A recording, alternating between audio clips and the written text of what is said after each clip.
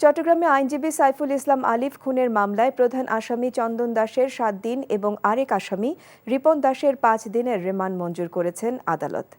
নগর পুলিশের অতিরিক্ত উপকমিশনার মফিজউদ্দিন জানান, বিকেলে তাদের আদালতে হাজির করে ৭ দিনের রিমান্ডের আবেদন করে পুলিশ। শুনানি শেষে চন্দনের ৭ দিন এবং রিপনের ৫ দিনের রিমান্ড মঞ্জুর করে বিচারক। পরে তাদের কারাগারে পাঠানো হয়।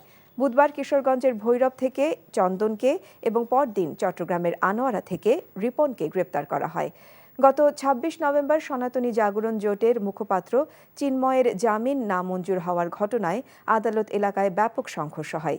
এ সময় আইনজীবী সাইফুলকে পিটিয়ে ও কুপিয়ে হত্যা করা হয়। পরে নিহতের বাবা ৩১ জনের নাম উল্লেখ করে থানায় হত্যা মামলা করেন।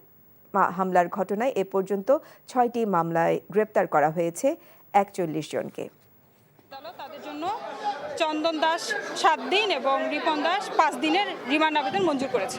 আমরা ধরে নিয়েছি যে আমরা আরও ওই রিপন দাস এবং চন্দন দাস এদের দুজনের কাছ থেকে ইনফরমেশনের ভিত্তিতে আমরা আরও গুরুত্বপূর্ণ আসামি তথ্য পেয়েছি এবং সেই অনুযায়ী আমরা গ্রেফতারের ব্যবস্থা নেব। আপনার কি কোনো জব এক্সপিরিয়েন্স আছে? তোর চাকরি দেখা আর আমার কপালে নেই। আমি চেষ্টা করছি, হচ্ছে না, এটা আমার দোষ।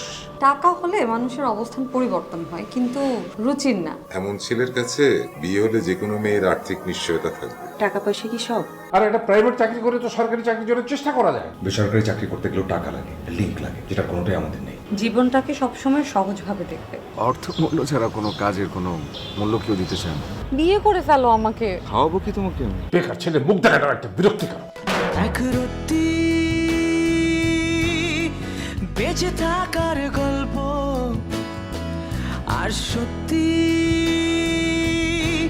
বন্ধুত্বের সংকল্প,